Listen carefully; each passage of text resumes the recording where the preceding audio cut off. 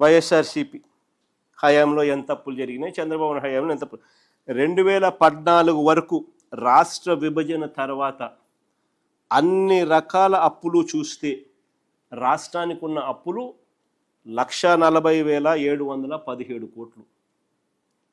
ఈ అప్పు కాస్త చంద్రబాబు నాయుడు గారి దిగిపోయే నాటికి 3,90,217 కోట్లకు ఎగబాకింది. అంటే చంద్రబాబు నాయుడు గారి హయాంలో 2014 నుంచి 19 మధ్య 2,49,350 కోట్లు ఆయన అప్పు చేసినాడు. కంపౌండెడ్ యాన్యువల్ గ్రోత్ రేట్ ఎంత అని చెప్పి చూస్తే 22.63%, 22.63% కంపౌండెడ్ యాన్యువల్ గ్రోత్ రేట్తో ఆయన అప్పు చేశాడు.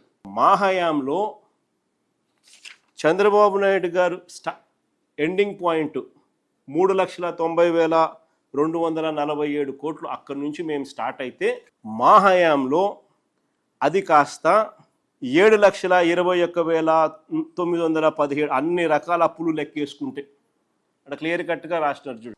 4 లక్షల అక్కడ క్లియర్గా రాసినారు చూడు. Public debt and public account, direct government debt రాష్ట్రానికి సంబంధించిన బైఫర్కేషన్ నాడు 1,18,000. 31st March 2019 అంటే చంద్రబాబు నాయుడు గారు అధికారంలోకి దిగే నాటికి 2,57,000 కోట్లు. 31st March 2024 4,91,000కు పోయింది. దానికి అడిషనల్గా మళ్ళీ state government debt and state government guaranteed debt, ఈ రెండు కూడా కలుపుకుంటే 1,18,000 కాస్త స్టేట్ బైఫర్కేషన్ నాటికి 1,32,000 ఉన్నట్టు. 31st March 2019కు 3,13,000 చంద్రబాబు నాయుడు గారి గవర్నమెంట్ చివరి నాటికి ఉన్నట్టు. మా గవర్నమెంట్లో చివరి నాటికి 6,46,531 కోట్లకు ఉన్నట్టు.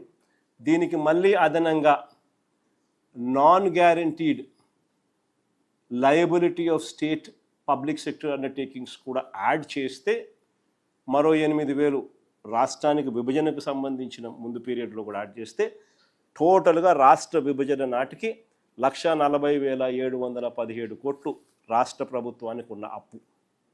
అదే అప్పు రాష్ట్రం చంద్రబాబు నాయుడు అధికారంలో నుంచి దిగిపోయే నాటికి 3,90,247 కోట్లకు ఎగబాకిన పరిస్థితి. అదే అప్పు మేము దిగిపోయే నాటికి 7,21,918 కోట్లకు ఎగబాకిన పరిస్థితి.